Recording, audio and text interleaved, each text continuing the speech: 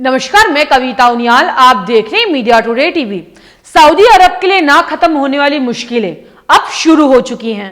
Saudi Prince Mohammad बिन सलमान की टेंशनें दिन प्रतिदिन बढ़ती जा रही हैं। जो बाइडेन को अमेरिकी राष्ट्रपति पद की शपथ लिए हुए लगभग 1 महीना पूरा हो चुका है।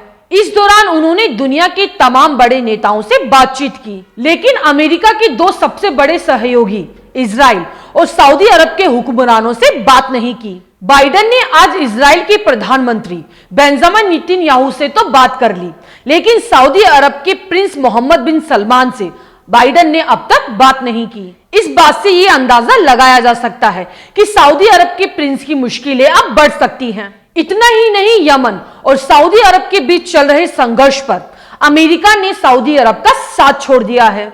जब व्हाइट हाउस से सऊदी किंग और बाइडेन के बीच बातचीत के बारे में सवाल किया गया, तब व्हाइट हाउस की प्रेस सेक्रेटरी ने बड़ा ही रूखा जवाब दिया।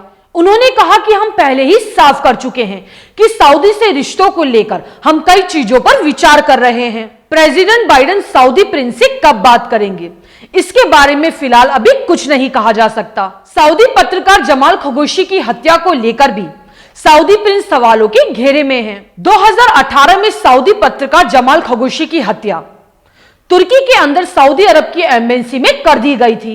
माना जाता है यह हत्या सऊदी हुकूमत की आलोचना करने पर कर दी गई थी। जब यह हत्या हुई थी तब बाइडेन विपक्ष में थे और उन्होंने सऊदी सरकार पर निशाना साधा था। अब वो राष्ट्रपति हैं, तो प्रिंस सलमान जानते हैं कि बाइडेन दोषियों को सजा दिलाने के लिए उन पर दबाव बनाएंगे। दूसरा मुद्दा यमन के हूती विद्रोहियों का है। अरब इन पर लगातार हमला करता आ रहा है, लेकिन ट्रंप के सत्ता से जाते ही अमेरिका इनके पक्ष में खड़ा हो गया है, जिससे सऊदी प्रिंस सलमान की रात की नींद और दिन का चैन फाख्ता हो गया है। आपको बता दें, डोनाल्ड ट्रंप के दामाद और सऊदी बिन सलमान आपस में दोस्त हैं, जिसके चलते डोनाल्ड ट्रंप ने जमाल खशोगी हत्याकांड को दबाए रखा और सऊदी अरब को हर मोर्चे पर सपोर्ट किया और इसके साथ ही अरब देशों की इजराइल के साथ दोस्ती भी करा दी।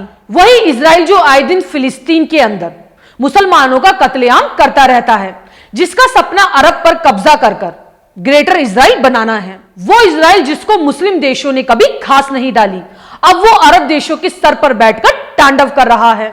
इतना ही नहीं, इजराइल के प्रधानमंत्री सऊदी अरब के प्रिंस से मिलने सऊदी अरब पहुंच गए।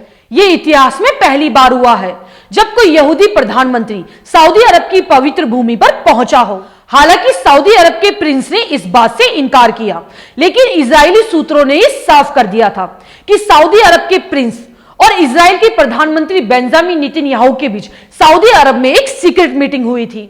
अब यहां पर मुझे एक हदीस याद आ रही है, बुखारी की हदीस है, वाइलुल लिल अरब, यानी अरबों की तबाही।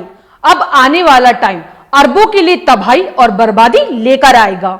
हदीसों में इसका इशारा मिलता है और आज जिस तरह के हालात अरबों में चल रहे हैं, इसका जिक्र हदीसों में पहले ही हो चुका है। अब देखना यह है कि अमेरिका की नई सरकार सऊदी अरब को लेकर क्या पॉलिसी बनाती है, क्योंकि जो बाइडेन ने सत्ता में आते ही ट्रंप के फैसलों को पलट दिया था, जिसमें यूएई के साथ रक्षा सौदे भी शामिल हैं। ट्रंप ने यूएई को अमेरिका के सबसे एडवांस फाइटर प्लेन F-35 देने की मंजूरी दे दी थी, जिस पर बाइडेन ने आते ही रोक लगा दी थी। अब मिलेंगे अगली खबर के साथ। आपको मेरी ये न्यूज कैसी लगे मुझे कमेंट करके जरूर बताएं। शुक्रिया।